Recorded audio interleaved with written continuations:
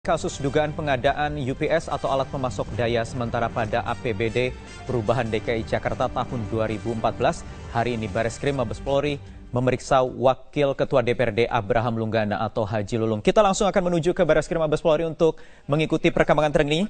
Kami telah menerima kabar.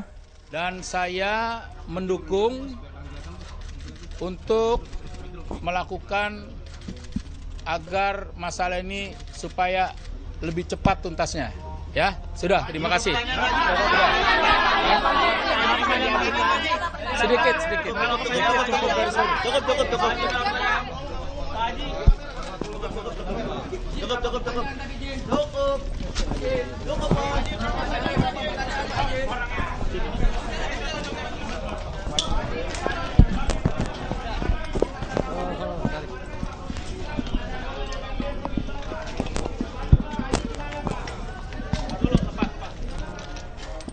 Ya, itu dia tadi gambar langsung yang kami terima dari Bareskrim Mabes Polri terkait pemeriksaan Abraham Lunggana, Wakil Ketua DPRD DKI Jakarta yang berlangsung lebih dari 8 jam. Tadi sayangnya kami juga tidak mendapatkan informasi detail atau lengkap dari pernyataan yang disampaikan oleh Abraham Lunggana atau Haji Lulung. Kita akan langsung membahasnya di studio sambil menunggu informasi atau perkembangan terkini dari rekan kami yang berada di Bareskrim Mabes Polri.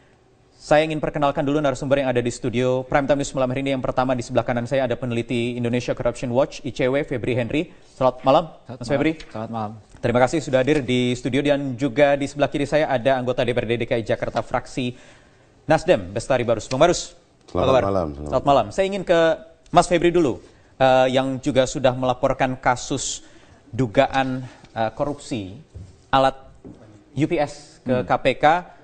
Ingin meminta komentar dulu dari ICW, Anda mewakili terkait perkembangan kasus yang saat ini tengah bergulir di Mabes Polri. Sudah ada Abraham Lunggana yang diperiksa. Apa yang ICW harapkan dari pemeriksaan kali ini? Untuk pemeriksaan kali ini, pertama kami mengapresiasi kepolisian sudah memeriksa anggota DPRD DKI Jakarta yang menurut kami memang penting itu untuk dimintai keterangan atau diperiksa, ya, apakah ada keterlibatan mereka atau tidak. Untuk pemeriksaan kali ini memang yang perlu dibuktikan itu adalah siapa yang memulai inisiatif pengadaan UPS ini, dan anggaran pengadaan yang lain seperti printer, scanner gitu, ya. Itu siapa yang memulai dan bagaimana mereka melakukan kerjasama, ya, mulai sejak pengajuan anggaran gitu, ya, terus kemudian persetujuan pembahasan di DPRD, terus kemudian pengawalan dalam proses lelang, terus juga pengesahannya gitu. Dari ICW yang juga sudah melaporkan temuan ini ke KPK, Anda mengapresiasi tadi apa yang sudah dilakukan Polri, tetapi paling tidak kalau disamakan begitu dengan hasil temuan ICW, sudah sesuai atau on the track apa yang dilakukan oleh Masih ada yang kurang yang harus dilakukan oleh Mabes Polri. Yang sejauh ini yang kami pantau, yang harus juga dikejar setelah ini adalah pengusaha yang memiliki barang UPS ini. Kalau berdasarkan informasi yang kami peroleh, ada satu orang pengusaha yang punya inisiatif cukup kuat, ya, agar melobi DPRD dan juga kemudian eksekutifnya. Artinya ini memang inisiatornya dari pengusaha dulu kalau temuan dari ICW? Ya, informasi kami begitu. Dari pengusaha kemudian masuk kemana dulu? Ke eksekutif dulu? Ke eksekutif, karena eksekutif yang mengajukan anggaran, terus kemudian juga lobby DPRD agar anggaran ini diloloskan. Modusnya seperti apa sih? Modusnya seperti itu. Jadi dia punya barang begitu dari UPS gitu dari luar, kemudian dibuat proses seakan-akan sekolah butuh itu, ya, mungkin 1-2 sekolah mungkin butuh tapi tidak sebesar UPS ini, dan kemudian diperluas jadi sampai 49 sekolah. Kemudian itu diajukan anggarannya lewat KUA PPAS dan dibahas oleh DPR. Kemudian setelah dibahas, belum dibahas, dan tiba-tiba kemudian dimasukkan lewat pokir begitu, dan kemudian setelah disahkan, kemudian masuk dalam proses lelang, di mana yang tadi itu yang dalam proses lelang itu juga ada PPK yang terlibat, ada beberapa pihak. Dan lelang ini kan juga menghasilkan ada sejumlah perusahaan. Apakah juga perusahaan-perusahaan ini terkait? Iya, pengusaha Dengan itu satu pengusaha yang jadi pengusahanya ini adalah distributornya. distributor.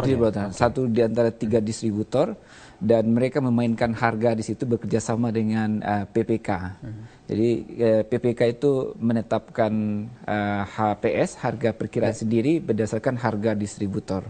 Dan kemudian peserta lelang itu, terutama yang lolos kualifikasi, itu adalah perusahaan-perusahaan yang didukung oleh distributor ini. Yang mengambil alat-alat UPS ini dari satu distributor sama ini sebagai inisiator juga ini ya. Dan yang menang adalah yang perusahaan yang didukung oleh distributor ini. Gitu. Jadi sebenarnya distributor ini. Nah, distributor ini, pengusaha yang ini sampai saat sekarang belum diperiksa oleh belum kepolisian. diperiksa. Kami dapat informasi dia ada di luar Oleh negeri. kepolisian. Itu yang dianggap masih kurang. Betul. Begitu ya. Kita ke Bang Barus. Bang Barus, kalau kita lihat 1-2 hari terakhir ini di waktu pemanggilan pertama dan kedua Haji Lulung yang mangkir atau tidak datang ke Mabes Polri, tetapi Haji Lulung mengatakan akan menjadi semacam whistleblower begitu atau justice collaborator yang akan mengatakan atau mengungkap siapa-siapa anggota dewan yang bermain di proyek ini. Anda apakah juga mengetahui hal yang sama seperti Haji Lulung mungkin? Karena ada di dalam juga? Ya, pertama saya katakan bahwa Nasdem kan fraksi baru ya. Jadi kita tidak tahu ini. UPS ini bentuknya seperti apapun kami belum tahu, tapi manfaat kegunaannya kita pernah dibaca di beberapa tempat. Informasi dari berbagai tempat kita tahu, oh ini sebetulnya barang bermanfaat juga. Yeah. Contoh, kita kemarin ada kegagalan dalam pendidikannya.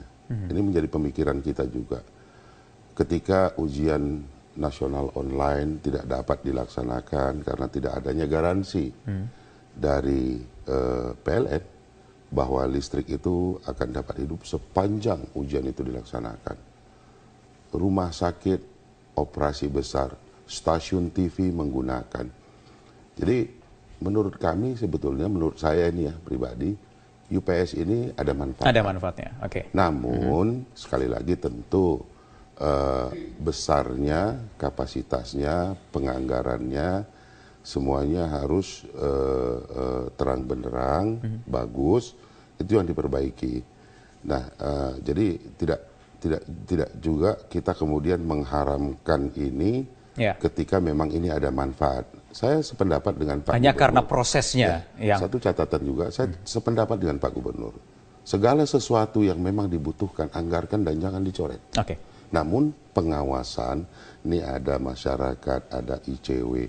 Bagaimana kita melakukan pencegahan lebih dini, jangan sampai sesudah dia meledak-meletup, baru kita sadar ada sesuatu di sebelah sana. Harapan saya sebetulnya ke depannya dari semua sisi ini, masyarakat memperhatikan tentu kebutuhannya dulu yang paling utama.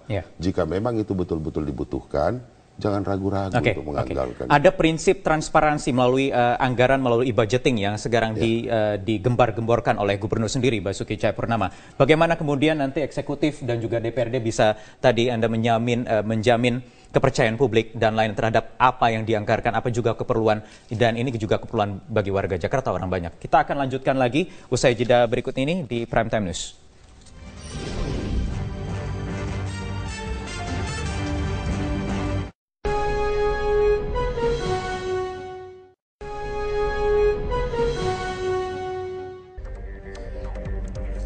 Ya, kita lanjutkan dialog di Prime Time News. Saya ingin ke Mas Febri lagi. Mas Febri, kita tidak ingin bicara jauh lagi bagaimana penanganan kasusnya, karena ini juga masih bergulir. Masih ada saksi-saksi yang tadi Anda katakan juga masih belum dipanggil untuk menemukan titik terang. Bagaimana kasus ini berawal, siapa inisiatornya, dan lain-lain, termasuk ada pengusaha yang memang belum dipanggil. Tapi paling tidak, kalau tadi juga sudah dikatakan, Barus, pemerintah Provinsi DKI terutama ini juga ingin menjalankan prinsip transparansi. Ada anggaran yang nanti sudah mulai sekarang melalui budgeting supaya ini kasus-kasus serupa tidak terulang kembali. Ya, itu bagus ya. E-budgeting itu kan untuk mencatat ya semua perubahan-perubahan dalam rancangan anggaran yang diajukan pemerintah provinsi ke DPRD. dan di DPRD dibahas, dan pembahasan itu juga harusnya tercatat begitu kan, dan itu juga tercatat juga di e-budgeting sehingga kelihatan siapa yang mengubah-ubah anggaran itu ya. Yang kedua memang harusnya juga ini soal standar biaya. Kami cek untuk yang UPS ini standar biaya yang dibuat di eksekutif itu juga di markup. Ya, kenapa UPS-nya itu kok bisa harganya 1,9 miliar? Padahal sebenarnya harga dengan merek yang sama 900 juta cukup begitu. Nah, ini juga perlu dilihat juga nih dari pihak Pemprov begitu ya, soal standar biaya harga barang dan biaya ketika menyusun rancangan anggaran. Nah, yang ketiga soal pengadaan. Nah, pengadaan kan sudah ada namanya e-procurement. Nah, e-procurementnya ini masih ada juga masalah ya. Kenapa? Karena sudah e-procurement masih ada celah yang masih bisa dimanfaatkan. Betul, gitu. betul. Apa itu? Misalkan kalau dalam kasus UPS ini kan harga itu sudah HPS-nya sudah didesain sedemikian rupa sehingga harganya tinggi gitu ya, memenangkan menguntungkan pengusaha, dan kemudian ketika proses lelangnya itu yang menang itu hanya perusahaan-perusahaan yang sudah didesain sejak awal begitu. Nah, ini juga perlu diperbaiki ya, di procurement.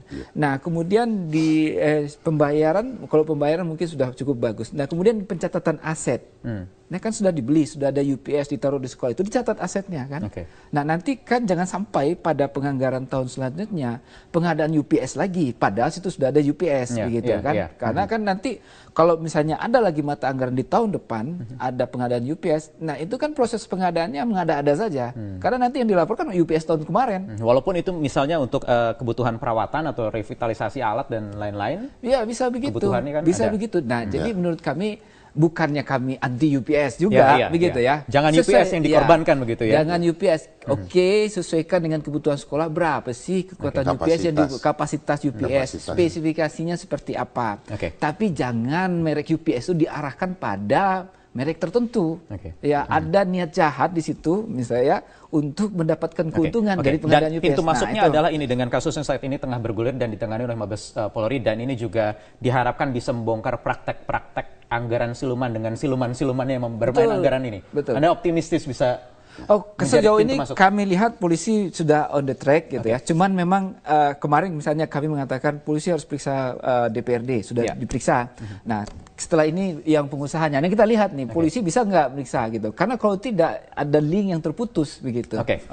Bang Barus, ada komitmen juga yang sudah tercapai antara pemerintah Provinsi DKI, antara Gubernur dan juga DPRD untuk menerapkan e-budgeting dan e-procurement. Mungkin saya menambahkan begini. Jadi saya dalam forum ini juga silakan ICW berkomunikasi juga kepada gubernur, nanti saya pun akan berkomunikasi bahwa sesegera mungkin yang namanya UPS ini dibuat lagi riset. Berapa sebetulnya kapasiti daripada UPS ini yang dibutuhkan pada setiap sekolah. Nah, kemudian, dan saya yakinkan juga, saya rasa tidak akan ada lagi pelelangan untuk UPS karena gubernur insist bahwa mulai tahun ini semuanya masuk kepada e-katalog. Sehingga ini seperti ibaratnya G2G, pabrikan Pemda. Jadi ini langkah yang baik saya rasa ya. Jangan kita haramkan UPS itu, tetapi betul-betul kapasitas itu diketahui. Kan banyak orang pinter yang ahli teknik juga ada ya di Pemprov ini diberdayakan betul-betul sehingga kebutuhan sekolah untuk UPS kita ke depan ingin ujian online nasional dapat terlaksana dengan baik, masyarakat mendapat manfaat, keuangan negara tidak tercecer dan semua everybody happy. Ini yang perlu. Jadi saya yakin ICW, masyarakat, kita semua ingin masyarakat Indonesia usia sekolah ini cerdas dan dikenalkan dengan IT dari semenjak awal kan begitu. Permasalahan ini kan baru hanya satu pengadaan saja ini, baru UPS, belum ada pengadaan-pengadaan lainnya. Pengadaan yang lain dengan semangat transparansi itu apakah juga semua sekarang sudah dikatakan oleh gubernur dalam setiap pertemuan itu, saya tidak mau lagi ada lelang-lelang macam-macam.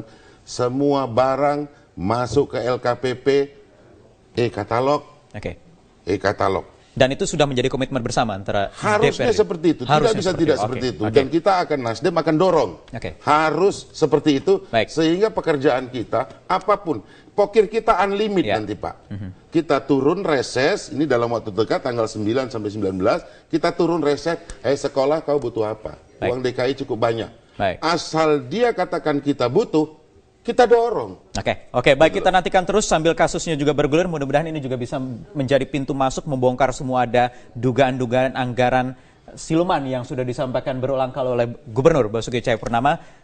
Kita nantikan bersama-sama komitmen antara DPRD dan juga Pemprov DKI Jakarta. Bang Barus, terima kasih atas waktu singkatnya di Prime